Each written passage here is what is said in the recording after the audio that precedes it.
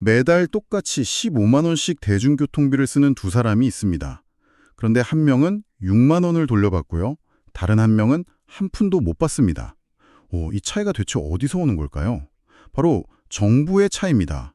정부가 대중교통비 환급 제도를 정말 대대적으로 바꿨는데 아직도 많은 분들이 이 혜택을 그냥 놓치고 계시거든요. 네, 오늘 저희가 살펴볼 자료가 바로 이 대중교통비 환급제도, 그중에서도 K패스, 모두의 카드에 대한 내용입니다.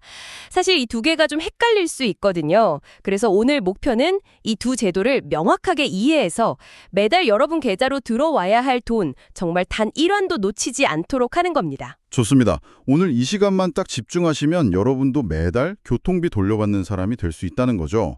본격적인 내용이 궁금하시다면 채널 구독과 좋아요 버튼으로 더 많은 분들이 이 중요한 정보를 같이 접할 수 있도록 힘을 보태주시면 정말 감사하겠습니다. 자, 그럼 본격적으로 한번 파헤쳐 보겠습니다. 전문가님, 이 대중교통비 환급 제도가 크게 두 가지로 나뉜다고요? 맞습니다. 첫 번째는 지금 시행되고 있는 K패스고요.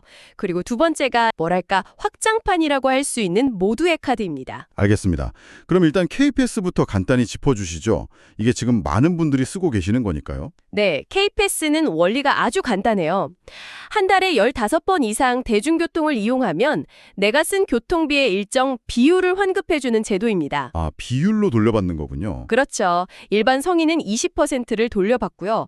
만 19세에서 34세 청년은 30%, 그리고 저소득층은 최대 53%까지 환급을 받습니다. 적용되는 교통수단도 정해져 있죠. 네, 시내버스, 마을버스, 지하철, 그리고 심지어 GTX 같은 광역철도까지 다 포함됩니다. 오, GTX도요? 네, 하지만 고속버스나 KTX, 일반 택시는 제외됩니다. 이건 기억하셔야 돼요. 알겠습니다. 사용 금액의 비율로 돌려받는 K패스. 그렇다면 모두의 카드는 뭐가 다른 건가요? 여기서부터가 정말 흥미로운 부분일 것 같은데요. 바로 그겁니다. 모두의 카드는요, 이 비율이라는 개념이 아예 없어요. 월 기준 금액을 초과한 금액 전액을 환급해주는 방식입니다. 네, 전액이요? 네, 100% 환급이라는 점이 핵심입니다. 와, 이건 정말 파격적인데요. 그럼 그 기준금액만 넘으면 그 위로 쓰는 돈은 사실상 공짜란 얘기잖아요. 그렇죠. 개념적으로는 그렇게 볼 수 있습니다. 운영 방식은 두 가지로 나뉘는데요. 모든 국민이 대상인 일반형이 있고요. 청년이나 다자녀 가구, 고령층 같은 특정 조건을 만족하면 더 큰 혜택을 주는 플러스형이 있습니다. 기준금액을 초과한 전액이라는 말이 가장 중요하게 들리네요. 그럼 그 기준금액이 구체적으로 얼마인가요? 이게 낮을수록 저희한테 유리한 거니까요. 맞습니다. 이 기준이 핵심이죠. 지역과 유형에 따라서 조금씩 다른데요. 우선 모두의 카드 일반형부터 보면 수도권은 월 6만 5천 원입니다. 6만 5천 원. 그리고 비수도권은 기준이 좀 더 낮아서 월 5만 5천 원이에요. 아, 비수도권이 10,000원 더 유리하군요. 그리고 이제 더 중요한 플러스형 기준을 봐야겠죠? 네, 청년이나 다자녀 가구에 해당되는 거예요. 플러스형은 기준이 훨씬 낮아집니다. 수도권은 월 5만 원. 5만 원이요? 네. 그리고 비수도권은 월 4만 원입니다. 5만 원을 썼다고 해볼게요. 좋습니다. 만약 이 직장인이 일반형 대상자라면 기준액 6만 5천 원을 초과한 금액, 그러니까 3만 5천 원을 전액 돌려받게 됩니다. 10만 원 쓰고 3만 5천 원을 받는군요. 네. 그런데 만약 이 직장인이 청년이라서 플러스형 대상자라면 어떻게 될까요? 기준액이 5만 원이니까 10만 원에서 5만 원을 빼면 5만 원을 전액 돌려받는 거네요. 바로 그겁니다. 똑같이 10만 원을 썼는데 일반형은 3만 5천 원, 플러스형은 5만 원을 돌려받는 거죠. 와, 한 달에 15,000원 차이면 1년이면 18만 원이네요. 그렇죠. 이 차이가 매달 쌓이면 정말 무시 못할 금액이 되는 겁니다. 자, 그럼 여기서 청취자분들이 가장 궁금해할 질문이 나옵니다. 그래서 K패스랑 모두의 카드 중에 뭘 선택해야 하죠? 매달 이걸 고민해야 하나요? 아주 중요한 질문이신데요. 결론부터 말씀드리면 고민하실 필요가 전혀 없습니다. 전혀요? 네, 시스템이 자동으로 더 유리한 쪽을 알아서 계산해서 적용해 줍니다. 와, 잠깐만요. 제가 직접 계산할 필요가 없다는 거군요. 네, 사용자는 그냥 평소처럼 카드만 쓰면 시스템이 매달 정산할 때 K패스 방식과 모두의 카드 방식을 둘 다 계산해봐요. 그리고 그중에서 환급액이 더 큰 쪽으로 알아서 입금해 줍니다. 이야, 이건 정말 똑똑한 시스템이네요. 그럼 이것도 예시를 한번 들어주시죠. 네, 예를 들어 어떤 달에 약속이 별로 없어서 교통비를 7만 원만 썼다고 해볼게요. 수도권 일반형 기준입니다. 7만 원? 네. 자, 먼저 K패스로 계산하면 일반성인 20%니까 7만 원의 20%는 14,000원이죠. 14,000원. 근데 모두의 카드로 계산하면 기준액 6만 5천 원을 넣는 금액은 5천 원 뿐이잖아요. 아, 그렇죠. 7만 원 빼기 6만 5천 원이니까요. 그러면 시스템이 두 금액을 비교해서 더 큰 K패스 환급액, 즉 14,000원을 돌려주는 겁니다. 와, 자동으로 K패스가 적용되는군요. 그럼 반대의 경우는요? 자, 이번엔 교통비를 많이 써서 15만 원을 썼다고 가정해보죠. 네, 15만 원. K패스로 계산하면 20%니까 3만 원을 환급받습니다. 그렇죠. 하지만 모두의 카드로는 기준액 6만 5천 원을 뺀 8만 5천 원을 돌려받게 되죠. 8만 5천 원이요? 네, 그럼 당연히 시스템은 더 큰 금액인 8만 5천 원을 환급해주게 됩니다. 아, 그러니까 제가 교통비를 적게 쓴 달은 K패스가 방어해주고 많이 쓴 달은 모두의 카드가 알아서 챙겨주는 뭐 그런 완벽한 구조네요. 정확히 이해하셨습니다. 사용자는 아무것도 신경 쓸 필요가 없는 거죠.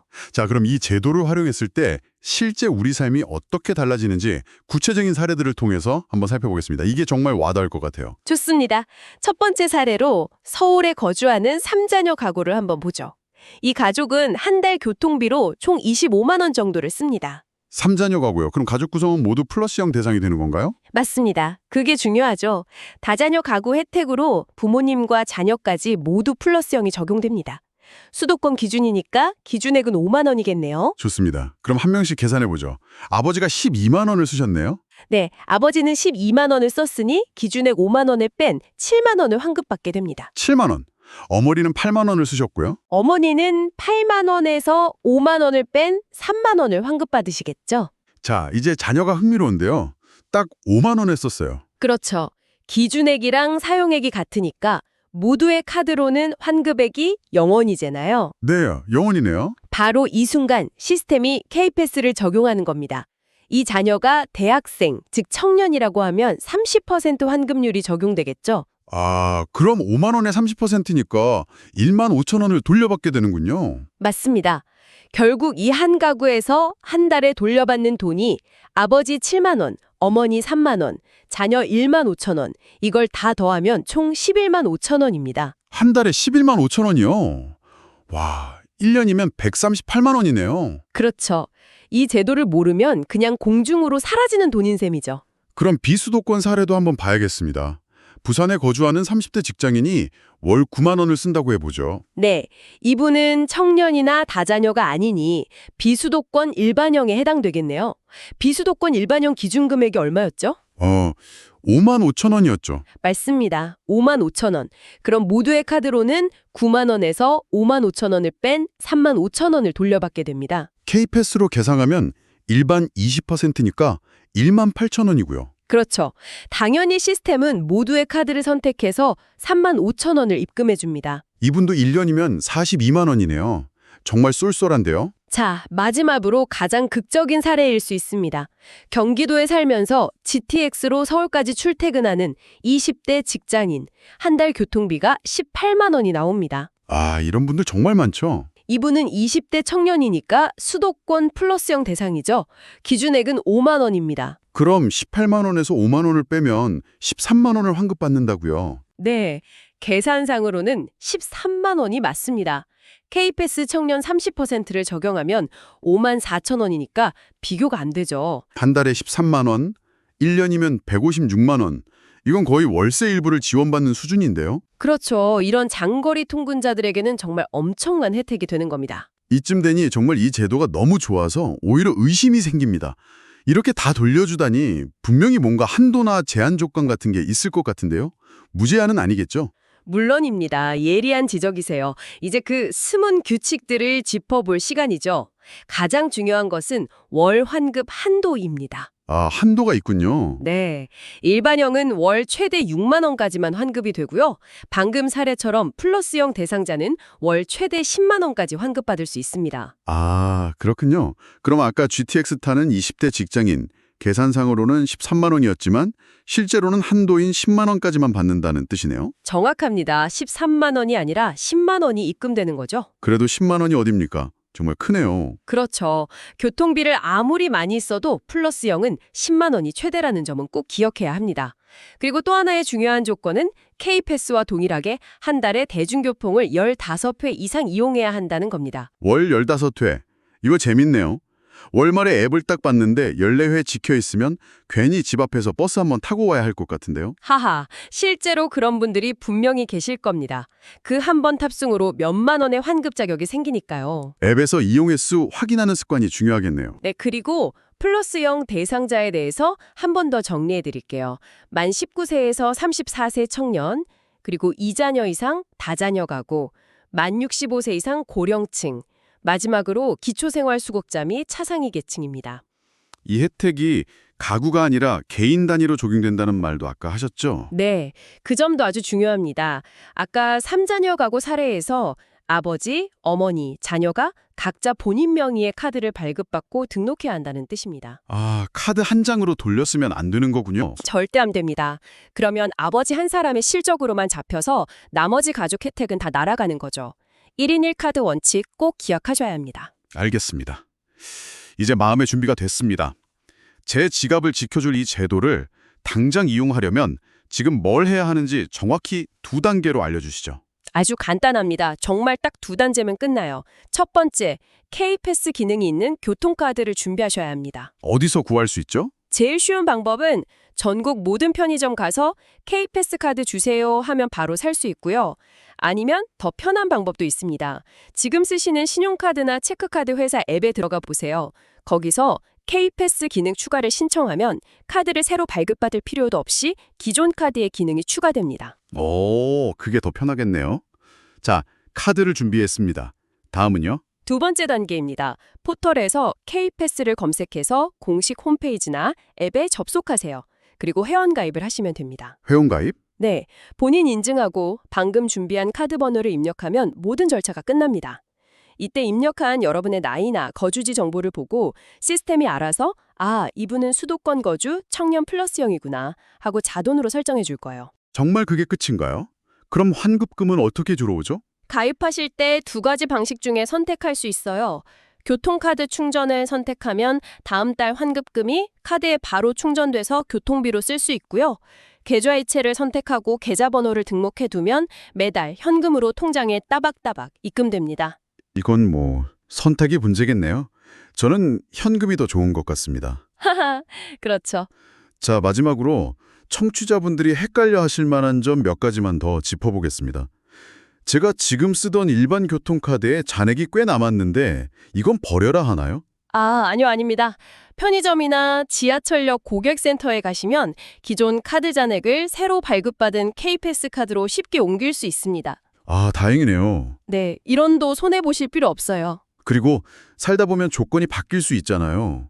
제가 만약 이사를 가서 비수도권으로 간다거나 나이가 들어서 청년 혜택이 끝나면 어떻게 하죠? 그것도 걱정하실 필요 없습니다. K패스 홈페이지나 앱에 회원 정보 수정 메뉴가 있어요. 거기서 간단히 변경 신청만 하면 신청한 다음 달부터 바로 새로운 조건이 적용됩니다. 자동으로 갱신도 되나요? 예를 들어 만 35세가 되면요? 네, 청년 혜택이 끝나는 만 35세가 되는 날에는 시스템이 알아서 일반형으로 자동 전환하니까 따로 신경 쓰실 필요조차 없습니다. 정말 편리하네요. 이 모든 걸 듣고도 전문가님이 보시기에 사람들이 가장 쉽게 저지를 실수가 있다면 뭘까요? 이것만은 제발 하지 마세요 하는 거예요. 딱 하나만 꼽으라면 카드만 발급받고 회원가입을 안 하는 것. 카드를 지갑에 넣고 다니기만 하면 아무리 많이 써도 환급액은 영원히 영원입니다. 카드 발급은 그냥 입장권이고요. 홈페이지나 앱에 회원가입을 해야 비로소 경기에 참여할 자격이 생기는 겁니다. 자, 오늘 저희는 K패스와 모두의 카드라는 대중교통비 환급제도에 대해 정말 깊이 파고 들어봤습니다. 요약하자면 이제 여러분은 비율로 돌려받는 K패스와 기준액 초과분을 100% 돌려받는 모두의 카드 중 더 유리한 것을 알아서 계산해주는 개인 비서를 두게 된 셈입니다. 맞습니다. 오늘 당장 여러분이 하실 일은 명확합니다. K패스 카드를 준비하고 홈페이지에 가입하는 것. 이 2가지 간단한 행동만으로 여러분의 교통비 부담이 정말 드라마틱하게 줄어들 겁니다. 이 정보를 아는 사람과 모르는 사람의 차이는 바로 오늘부터 시작됩니다. 지금 당장 신청하시고 이 내용을 여러분의 가족과 친구들에게도 꼭 공유해 주세요. 네, 특히 매일 통학하는 자녀분이나 이제 막 사회생활을 시작한 친구들에게는 정말 큰 선물이 될 거예요. 맞습니다. 오늘 우리는 교통비를 절약하는 아주 기술적인 방법을 이야기했습니다. 하지만 여기서 한 걸음만 더 나아가 보죠. 오늘 우리가 나눈 이 대화가 단지 여러분 한 사람의 지갑을 지키는 것에서 그칠까요? 이 제도를 통해서 수많은 사람들이 자가용 대신 대중교통을 선택하게 된다면 우리가 매일 숨쉬는 도시의 공기와 출퇴근길의 풍경은 과연 어떻게 달라질까요? 어쩌면 여러분이 오늘 등록하는 그 카드 한 장이 우리가 상상하는 것보다 훨씬 더 큰 변화의 시작, 어떤 나비 효과를 만들어낼지도 모릅니다. 다음 출근길에 한 번쯤 생각해 보시면 좋겠습니다.